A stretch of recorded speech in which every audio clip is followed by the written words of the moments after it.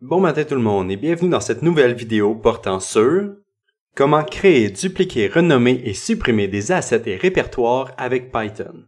Il y a beaucoup de fonctions dans cette vidéo, mais la majorité sont très simples et directes. La première partie concerne la classe Editor Asset Library et contient toutes les fonctions permettant de modifier directement les fichiers. Ce qui est le plus important à garder en tête, c'est le fait que toutes ces fonctions ne peuvent pas être utilisées sur les assets de type level.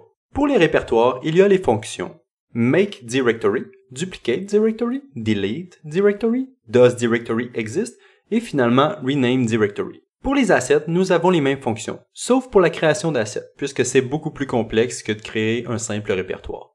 En ce qui concerne la fonction Delete Asset, il s'agit d'un Force Delete. Les références utilisant cet asset sont simplement mises à nul, et il ne semble pas possible de supprimer un asset via Python tout en remplaçant les références. Vous allez donc devoir trouver un moyen de remplacer les références avant de supprimer l'asset.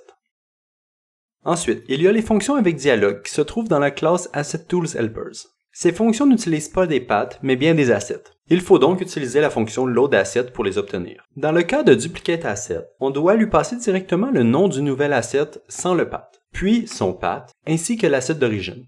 Le dialogue nous permet de valider ou de modifier notre input. Finalement, Rename Asset s'attend à recevoir une liste d'assets Rename Data. Il s'agit simplement d'une structure contenant toutes les informations que nous avons passées à la fonction Duplicate. Donc, l'asset d'origine, le nouveau path, ainsi que le nouveau nom de l'asset sans le path.